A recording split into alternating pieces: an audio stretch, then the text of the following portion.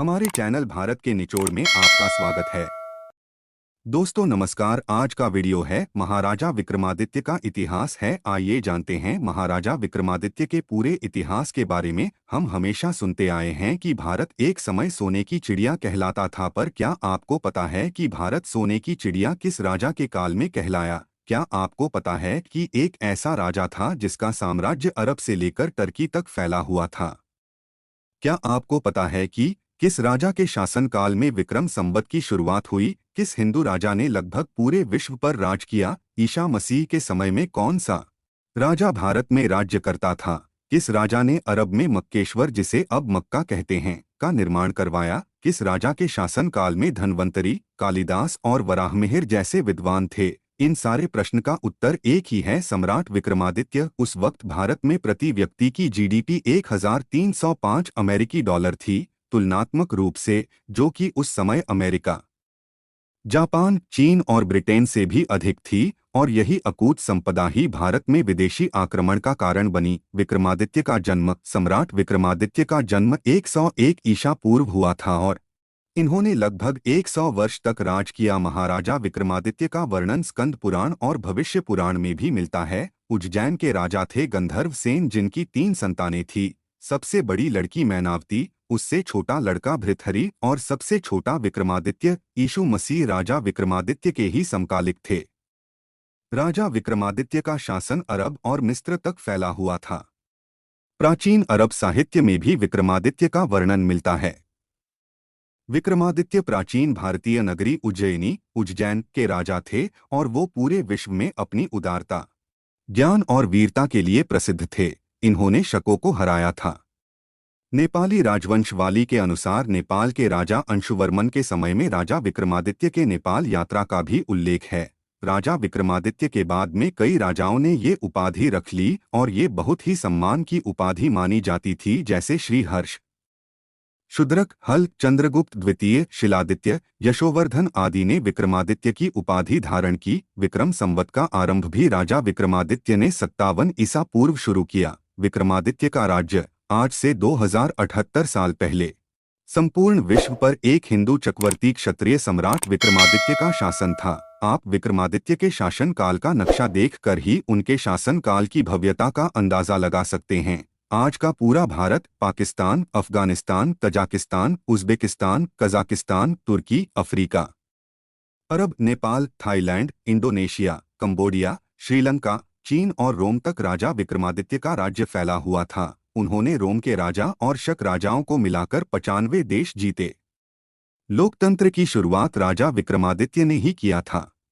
परमार वंश के राजपूत राजा विक्रमादित्य के शासनकाल में सेनापति प्रजा खुद चुनती थी। आजकल जो शक्ति अमेरिका या रूस के राष्ट्रपति के पास है, वही शक्ति राजा विक्रमादित्य के सेनापति के पास होती थी, लेकिन वो सारा काम विक्रमादित्य की आज्ञा से ही करते थे।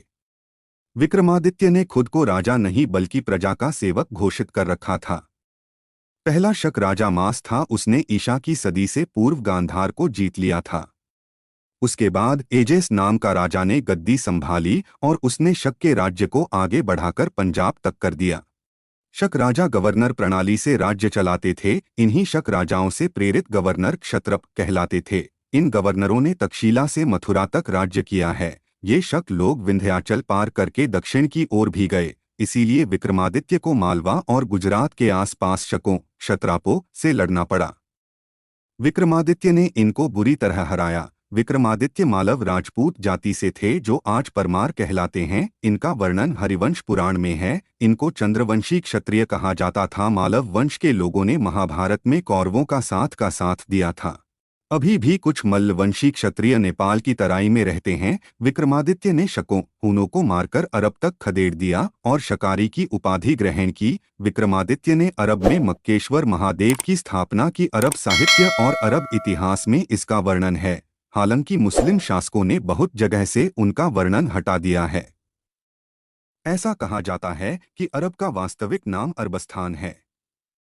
अरबस्तान शब्द आया संस्कृत शब्द अटवस्थान से, जिसका अर्थ होता है घोड़ों की भूमि, और हम सभी को पता है कि अरब घोड़ों के लिए प्रसिद्ध है।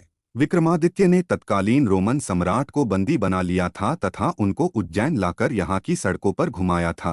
विक्रमादित्य की वीरता। शुभ वंश के बाद शकों ने पंजाब के रास्ते भारत में प्रवेश किया और भारत को तहस नहस कर डाला था। विक्रमादित्य ने इन शकों को पंजाब के रास्ते वापस भगाया और पुष्यमित्र शुंग की मृत्यु के बाद जो हिंदू शकों का शिकार हो रहे थे उनको फिर से संगठित करके नई जान डाल दी। विक्रमादित्य जमीन पर सोते थे और अल्पाहार ही लेते थे। इन्होंने योग के बल पर अपना शरीर वज्रसा बना दिया था।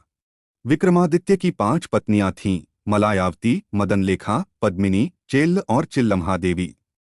इनके 2 पुत्र विक्रमचारित और विन्यपाल तथा 2 पुत्रियां प्रियंगुमंजरी और वसुंधरा थी।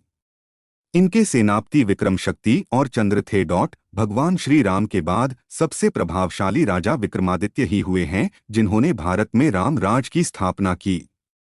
एक समय ऐसा था जब बौद्ध और जैन धर्म के प्रसार के कारण पूरे भारत में लोगों ने अहिंसा का मार्ग अपना लिया था। विदेशी लगातार हमले कर रहे थे और भारत के लोग बहुत परेशान थे। शक, हूण और कुषाण शासकों ने आक्रमण करके खूब आतंक मचा रखा था। ऐसे में विक्रमादित्य ने इन सबको हराकर भारत की प्रजा को बचाए रखा। बनारस के शिव मंदिर का पुनः निर्माण भी विक्रमादित्य ने करवाया। भारत की संस्कृति अगर सुरक्षित है तो वो विक्रमादित्य के कारण। अशोक ने बौद्ध धर्म अपना लिया था, इस कारण भारत में सनातन धर्म लगभग समाप्ति की कगार पर आ गया था। क्योंकि लोग बौद्ध और जैन में कन्वर्टेड हो रहे थे। रामायण, महाभारत और गीता जैसे ग्रंथ खोने लगे थे। विक्रमादित्य ने उनको पुनः खोज करवाकर स्थापित करवाया। विक्रमादित्य ने पूरे विश्व में विष्णु और शिव जी के मंदिर बनवाए। अगर विक्रमादित्य सनातन धर्म की रक्षा न करते तो शायद आज भारत पर एक भी हिंदू ना बचता, क्योंकि सारे लोग बौद्ध होने लगे थे और बौद्ध होने के कारण सब अहिंसा का पालन करते हुए कोई भी अस्त्र शस्त्र या सेना नहीं रखते थे, जिसके कारण विदेशी आक्रमण बहुत हो रहे थे। विक्रमादित्य ने ही फिर से सनातन धर्म की रक्षा का बीड़ा उठाया। विक्रमादित्य ने भी श्री गुरु गोरक्षनाथ जी से दीक्षा ली थी। भारत बना सोने की चिड़िया। विक्रमादित्य के काल में भारत का कपड़ा विदेशी व्यापारी सोने के वजन से खरीदते थे। इससे भारत में इतना सोना आ गया कि विक्रमादित्य के काल में सोने के सिक्के चलते थे। विदेशी व्यापारी कई चीजों के बदले सोना देते थे।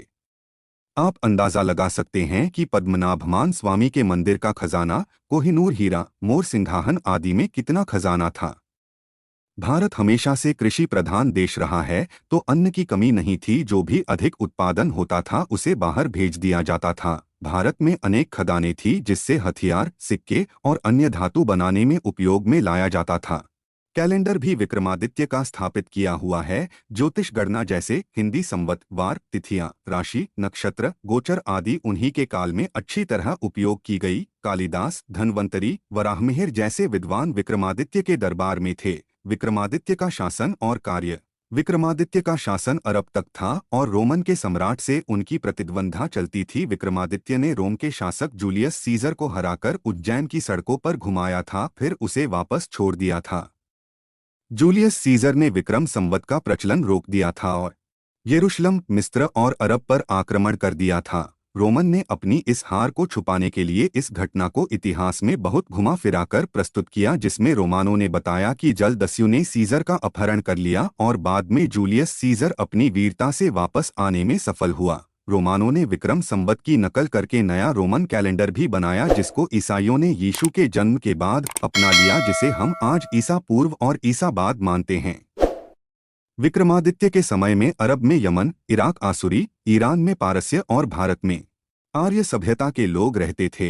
यह असुर शब्द असुरी से बना है और जो इराक के पास सीरिया है वह भी असुरिया से प्रेरित है। विक्रमादित्य के काल में विश्व भर में शिवलिंगों का जीर्णोद्धार किया गया। गुजरात का सोमनाथ, उज्जैन का महाकालेश्वर और काशी में विश्वनाथ मंदिर। विक्रमादित्य ने कर्क रेखा के आसपास 108 शिवलिंगों का निर्माण करवाया।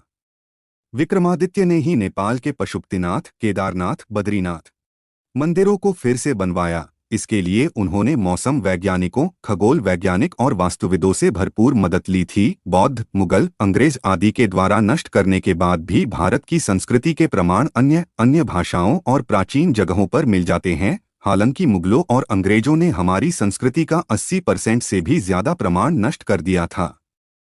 विक्रमादित्य के 9 रत्न। हमारे इतिहास में अकबर के 9 रत्न का जिक्र हर जगह है और विक्रमादित्य के 9 रत्नों का जिक्र कहीं नहीं किया गया।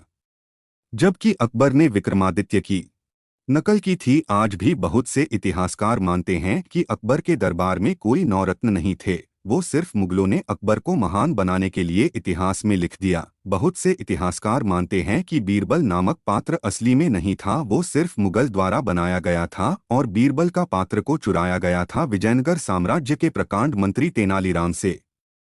विक्रमादित्य के राज्य में 9 रत्न थे जिनके बारे में हमको बहुत अधूरा सा पता है।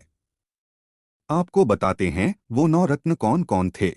धन्वंतरी ऋषि को आयुर्वेद का जनक माना गया है। इन्हीं के नाम पर धन्वंतरी के माता पिता ने इनका नाम धन्वंतरी रखा। इन्होंने आयुर्वेद के 9 ग्रंथों को रचा। कृपया धन्वंतरी ऋषि और धन्वंतरी में कंफ्यूज ना हो, दोनों अलग अलग है। धन्वंतरी ऋषि विष्णु जी का रूप थे, जबकि धन्वंतरी जी विक्रमादित्य के शासन काल में आयुर्वेद के बहुत योग्य चिकित्सक थे। क्षणपक ये एक सन्यासी थे, इन्होंने ही भिक्षाटन और नानार्थ कोश की रचना की। अमर सिंह ये एक प्रकांड विद्वान थे, इनके बारे में बोधगया में कई शिलालेख भी मिले हैं। इन्होंने अमरकोश ग्रंथ की रचना की। 4 शंकु ये संस्कृत के प्रकांड विद्वान थे। इनका काव्यग्रंथ भुवनाभुदायम बहुत प्रसिद्ध था। इसके बारे में आज भी पुरातत्वविद खोज कर रहे हैं और पढ़ने का प्रयास कर रहे हैं। 5 वेताल भट्ट विक्रम और बेताल कहानी के रचयिता यही थे और उन्होंने इसे संस्कृत में रचा था। 6 घटपर्र माना जाता है कि इनकी प्रतिज्ञा थी कि जो कवि अनुप्रास और यमक में इनको पराजित कर देगा उनके यहाँ वे घड़े से पानी भरेंगे। इन्होंने घटपर्र और नीतिसार का संस्कृत में रचना की। 7 कालिदास जी के बारे में कुछ बताने की जरूरत नहीं है।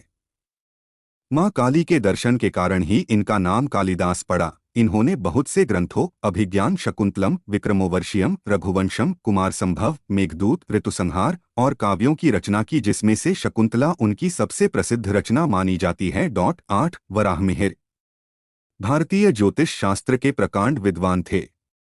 सूर्य सिद्धांत, बृहस्पति संहिता, पंच सिद्धांति, लघु जातक, समास संहिता, विवाह पटल, योग यात्रा आदि की रचना की। 9 वररुचि कालिदास की भांति ही वररुचि भी महान काव्यकर्ता थे। सादुक्तिकरणामृत, सुभाषितावाली, सार्डर संहिता आदि की रचना की। अब तक आप समझ गए होंगे कि हमारा भारतीय इतिहास कितना गौरवपूर्ण रहा है, किंतु मुस्लिम आक्रमणकारियों और अंग्रेजों द्वारा हमारे संपूर्ण इतिहास को तोड़ मरोड़ कर पेश किया गया और बहुत से मूल ग्रंथ नष्ट कर दिए गए, अन्यथा हिंदू धर्म की वैज्ञानिकता और विशालता का अनुमान लगाना भी कठिन हो जाता। विक्रमादित्य तो सिर्फ एक राजा थे, हमारा इतिहास ऐसे ना जाने कितने राजाओं से भरा पड़ा था। आशा करता हूँ महाराजा विक्रमादित्य का वीडियो आपको अच्छा लगा होगा। तो हमारे चैनल को अभी तक सब्सक्राइब नहीं किया है तो सब्सक्राइब कर ले। दी हुई जानकारी इंटरनेट से ली गई है, जो कुछ गलत होगा उसके जिम्मेदार हम नहीं हैं। धन्यवाद।